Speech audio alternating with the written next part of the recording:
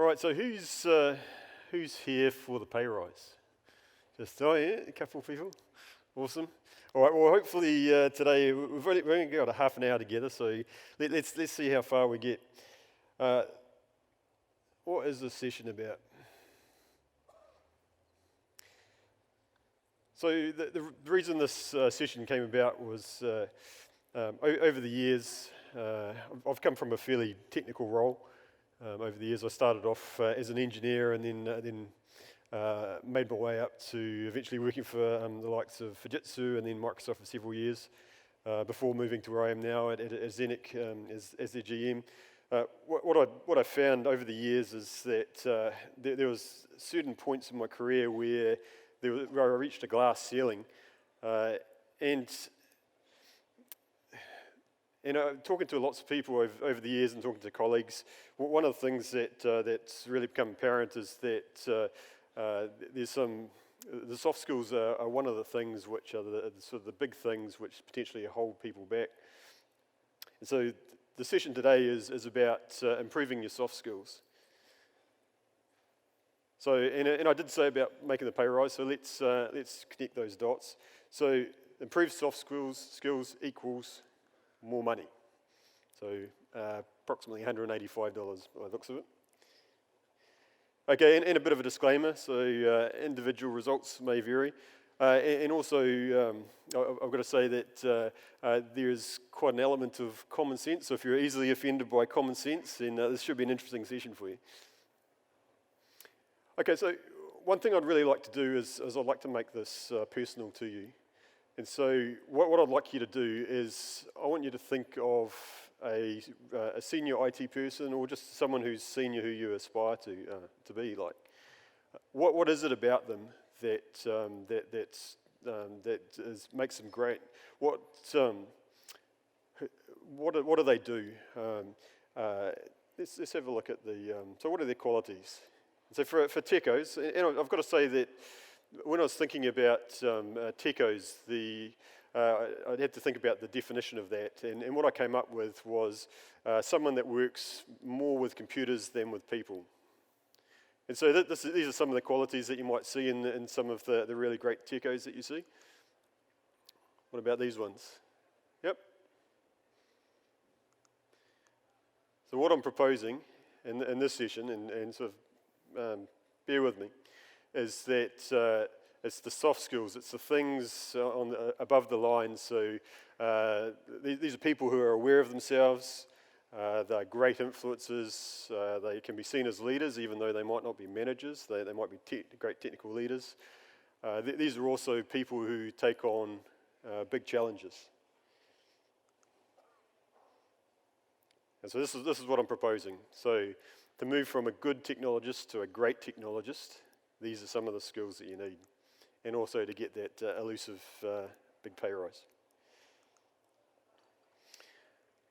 When I was thinking, soft skills is quite a big topic, right? So it's these are the three areas that because we've only got a little bit of time together today, and so I thought through my own career, these are the ones that have been most important to me, and so these are the ones I thought I'd share with you folks today. And if you've got questions as you go, please put your hand up, and I'm quite happy to take questions as we go or wait to the end. But I'd like this to be at least a little bit of an interactive session if we can. So the stuff we're covering today, communication skills for Techos, we'll get to that in a sec, networking for Techos and influence and why that's important, and then finally taking on big challenges. All right, so let's get to it. So first one is communication skills for Techos. Looks something like this. Don't forget to get the milk tonight. Actually, this says Zenith, which is the name of my company. This is our logo on our door. All right, so communication skills for Techos. Have a think about the last interaction that you had where you didn't get the connection that you wanted.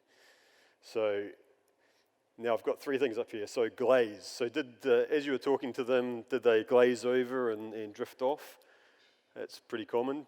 Did they get irritated? That's really common, right? just get out of my face, I don't understand what you're saying, go talk to someone else. And that's the redirect. And the redirect is a really good cue. I've found this throughout my own career. Unfortunately, normally a little too late, but when you've had the redirect, it means that you haven't been able to connect with that person. And a good example might be, you might be talking to the chief exec, or you might be talking to the CIO, and if a couple minutes into that conversation, they say, oh, you need to go and talk to this person.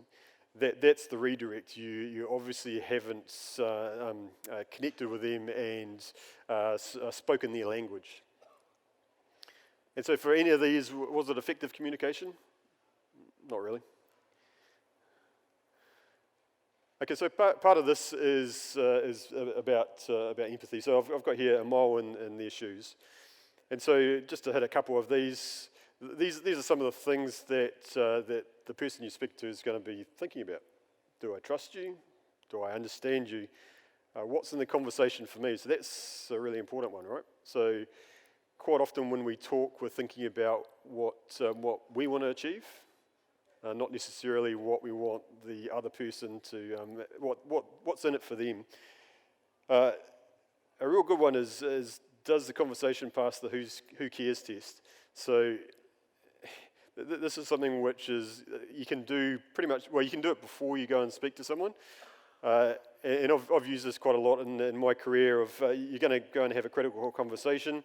You've been trying to line up the conversation with the CIO for the last several weeks. You've managed to get in front of them. You've got your message. Before you talk to them, just ask yourself, who cares? What I've got to convey to this person, who cares? If you can't answer that question, then it's probably not going to be a great conversation. The last one on here is quite an interesting one. Do I care about how or what or both? Now, this is a lot of this is about communication styles. And so the how might be the speeds and feeds. And so when you're talking to a really technical person, quite often they're quite interested in the details of all the bits and pieces of how it all works. One of the guys in my team is a how person. He wants to know down to the nth degree how everything works. Or is this person a what person? Just get to the punchline and get out of my face. And so understanding what their communication style is pretty important. And you can, if you don't know, you can just ask. It's quite often I find it. You can actually say, well, I'm not quite sure how much information you need about this. Do you want the punchline, or do you need to know the details? So let's look at a practical example just to illustrate the point. This should make at least a few people's blood run a little bit cold in this room. So the customer database has gone down. So are you going to have the same conversation with the system engineer as you are with the CFO? Probably not. What about with the customer and the IT manager? He's looking a bit worried in this photo. Must be a fairly serious outage. So the CFO is interested in, is this going to have a financial impact on the business? Is our stock price going to go down as a result of this database outage? The IT manager is probably more worried about, do I have the resources in my team to deal with this? Am I keeping the CIO and the senior leadership team informed? The customer doesn't care about any of that. All they care about is that they can't get to their information. And so if you're talking to the customer, they don't really care the database is down. They just care when it's coming back up. And if you're the techo in the room and you're the system engineer, then probably all of those people are asking you to fix it. So your concern is actually how do I get to the bottom of this thing? So a concept I'd like to introduce you to is adjusting your dial. And this is, I really like this because it's something that you can visualize as you're talking to someone. And so, and we've got technical speak on one side, so that's the ones and zeros, and then the business speak, which is more about the impact. So let's take the customer database. And so you're trying to talk to someone, they're not getting it. Let's say, I don't know, someone's adjusted the MTU size on the external router and now everything's screwed, nothing's working. Are you going to have that conversation with the CFO? Probably not. Okay, well let's adjust down a bit. Okay, so I'm not hitting the mark. Still not really getting there. Oh, okay, yeah, it's a good solid 7. This is about where I need to have the conversation.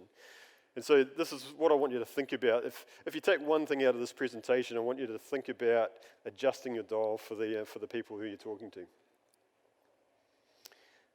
Right, so you've got some pre-flight and in-flight checklists. So I've got a few of these checklists through here. These presentations will be up on ITP after this conference. So you can go and have a look at it. You can go watch the video and have a look at this again. So do I know what motivates my audience? So have you thought about what they're thinking about? And can I pass the who cares test? So we've talked about that. Am I talking at the right level, or am I slipping into technobabble? And so me, I come from quite a techie background, and I'm a pretty analytical person by nature. My comfort zone has always been the more technical stuff, and so be mindful that if you're a similar sort of person, then you might start off with good intentions, but as soon as the pressure goes on, you may drift back into technobabble. So just watch a little bit. Am I waffling or being concise and clear? That's pretty self-explanatory. Am I trying to convince them why it's good for me? Or am I listening or waiting for my turn to speak? So there's heaps of really good books on active listening out there, and so I'm not going to go into the depths of that, but I suggest if you recognise any of these symptoms in yourself, then looking at some of the good literature out there on active listening is a really good thing for you to do. Okay, moving on swiftly. So networking for techos, which kind of looks like this, right? No, afraid not. Networking for techos looks like this when you're dealing with soft skills. It's about the people who you connect with. And so why is that important for a technologist?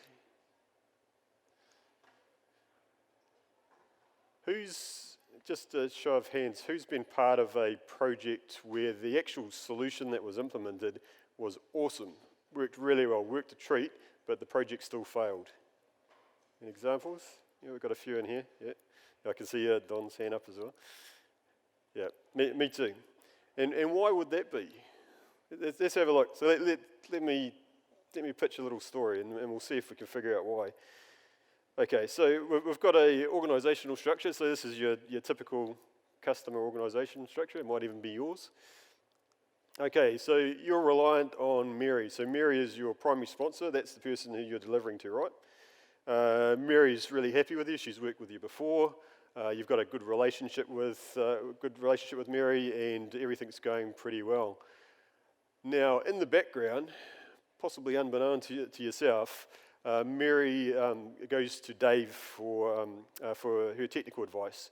Dave's not even in Mary's team. Pretty much anything that you pass through Mary will go to Dave to go, does this kind of feel right? Does this look right?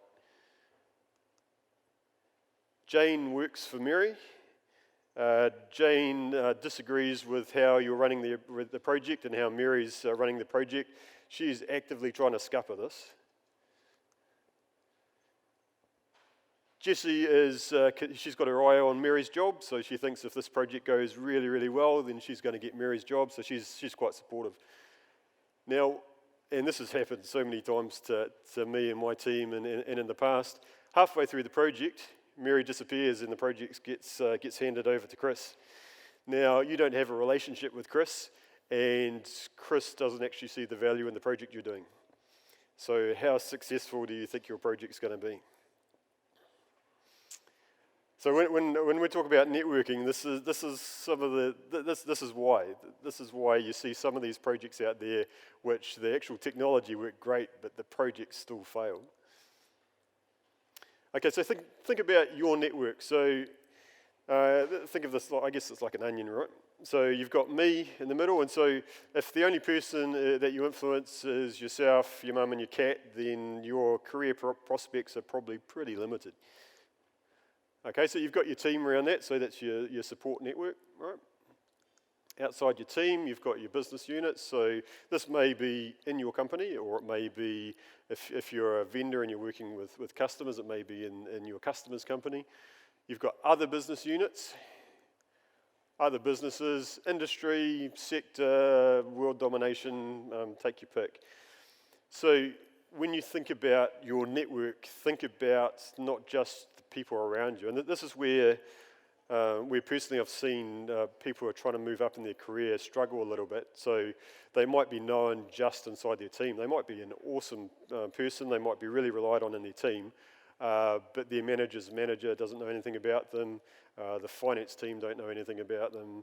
The HR, the other technical teams, the DevOps team don't know anything about you. So part of building your soft skills is building your network, and for a very good reason of Mary's organisation before, that's a really good reason to extend your network. So here's your checklist for networking. Okay, is your network limited to yourself and your mum? You probably need to do something about that. You can use LinkedIn, which is, if you've used those sort of tools, those are good, but they're only a tool. The best thing you can do is actually go and talk to people. And then once you find out what interests them, it makes your job quite a bit more interesting as well. If you're working in your company and your customers, have you looked for the unofficial org chart? So in the example with Mary's org, she went to someone completely outside of her chain of command for all her technical advice. That's really, really common with organisations. What is the person, team, and organisational peer pressure? So that's who influences that person, which teams influence that person, which organisations influence that organisation. A practical example is if everyone in the finance sector is moving to Office 365 and you're a bank and you're not, then you're going to get external peer pressure from those organisations, and it works its way right down the chain. And lastly, is your customer relationship with one person only? If that's the case, you need to extend and to make that engagement successful. Right, this is my favourite one. This is my pet one. This one, taking on big challenges. I think if you're looking to extend your career, this is probably the biggest thing you can do. So let's have a little bit of a look at it. So take on big challenges that extend your comfort zone with help from people you trust. So let's break that down a little bit. Okay, so everybody recognises this model. So I'll be surprised if there's anyone in the room who hasn't seen this before. And so things in your comfort zone, you do that every day. That might be your day job. That might be, I don't know, going out with friends. Might be talking to your colleagues. And then there's stuff outside of your comfort zone. It's stuff which makes you a little bit uncomfortable, or might make you a lot uncomfortable. In fact, when you get to the outskirts of your comfort zone, the concept which I came across a little while ago is the sort of the panic zone, which is when you're so far out of your comfort zone that you're actually debilitated by anxiety. And so when you're looking at your comfort zone, it's good to understand when you've gone so far that it's not that healthy for you. But let me break a couple of these things down, because I reckon this is really important. And so, what are some of the things that you feel when you're outside of your comfort zone? So think about the last big thing you did. Have you got any examples in the room of how you felt? Any examples? Nervous? Anxious? See a few nodding heads. Fear of failure? Fear of not looking to be the expert? Inertia is more comfortable? Okay. So now think of your own personal example of last time that you're outside of your comfort zone. I want you to, we're going to think about it in two ways. So the first way, how did you feel just before you got up there? So, for example, raise your hand if you'd much rather boil your head than get up on stage and do this sort of presentation? A few hands. Oh, there's not as many hands as what I thought. Okay, there'll be more presenters at the ITx next time. Excellent. Okay, so let's adjust your mindset for a sec. Okay, now think about the last time you did something really big, really outside of your comfort zone. You felt all these things as you're about to do it, and certainly even as you were doing it, have a think about how you felt after you'd done that thing. You got it? It's in your mind? Right, let's do a sense check. Did it look something like this? Yep, so you had the opportunity to growth, you felt a sense of accomplishment, you had potentially better self-esteem, you'd learnt some new skills. And this is the thing which is near and dear to my heart. What I'd suggest is that whenever you're feeling these things, think the next stage is this. And so when you're feeling uncomfortable, when you're feeling, oh geez, I don't want to get up there and do that presentation, or I've got to go have a serious conversation with my boss's boss's boss, I'm really nervous about that, have a think about as you start to feel that stuff, think, instead of I'm really worried, actually this is a really good opportunity for me to learn. And these are some of the things that you'll get out of that. Okay, so quite often it helps to have some help with these things. And so remember that person who you thought about at the start, the person who inspires you? Have you thought about approaching them to be a mentor? So if you take one thing out of this presentation, what I'd recommend is that if you don't have a mentor today, go and find one. It's really important. A mentor can help you, there's a few different mentors. And I should probably explain that there's a difference between a mentor and a coach. And so a coach is like a football coach where you pass the ball there and then run. So it's telling the person what to do, whereas the mentor will ask you questions and help you draw your own conclusions. And that's how you grow as an individual and as a professional. Okay, so taking on the big challenges, a checklist. Okay, so the person you thought about earlier, go and ask them if you wouldn't mind catching up for a coffee periodically. I've used mentors throughout my career and I've found them extremely valuable. When I worked for Microsoft a few years ago, it was a very political sort of beast, and I quite often found myself in positions where I thought, I don't actually know how to get out of this, or I don't know what to do next. I had a couple of really good business mentors, and I'd just pick up the phone and say, hey, this is what's happening to me, what do you think? And very often they'd guide me through, now that I think about it, there's actually a way through that. Different mentors for different skills. So you can have a career mentor, you can have a functional mentor. So let's say that you want to present up on the stage for the next ITx. Great aspiration, really, it's a good growth opportunity. Go find someone who's really good at presenting and say, can I sit on a few presentations? Can you give me a hand with seeing how my presentations look? Intentionally move out of your comfort zone. Now, this is probably the hardest thing to do because inertia is easier, right?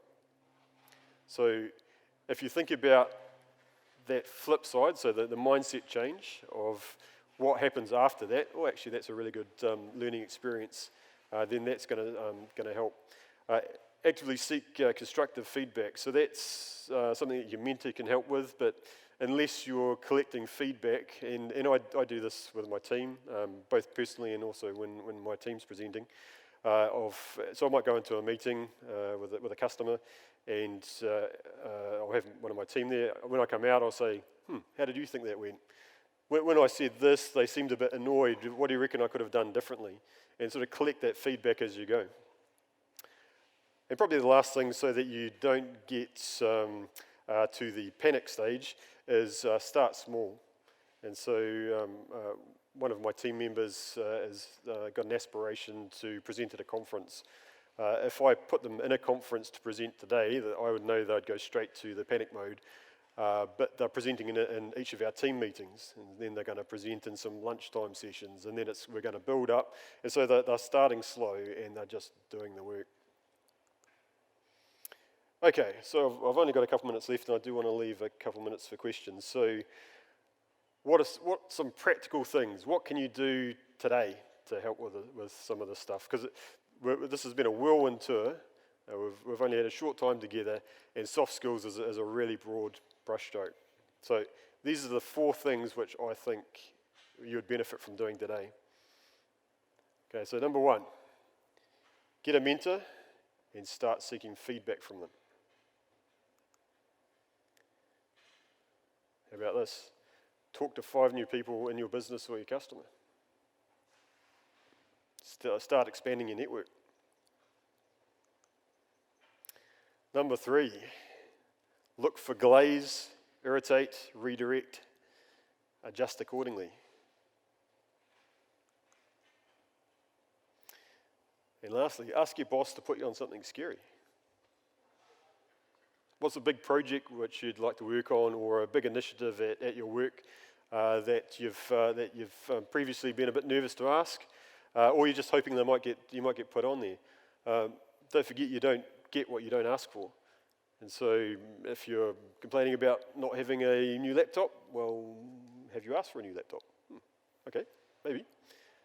Go and ask your boss to put you on something big and scary with help from the rest of the team. Okay, so what I'd like you to do is, on Monday, choose even if you just choose one thing from what we've talked about today.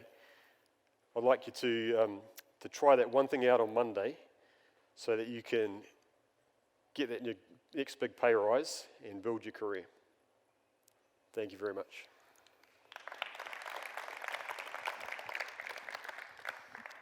Okay, great advice, Terry, and I'm going to look forward to everyone back here coming up next year to do some presentations. Who's got a question for Terry?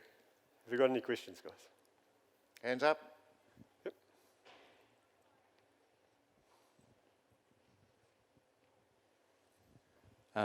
What's your thoughts on that your manager should not be your mentor?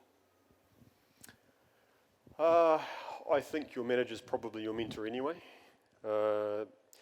So for a Xenic, I lead a team of 13, and because I interact with my team on a daily basis, I am mentoring them in soft skills, which is a passion of mine anyway.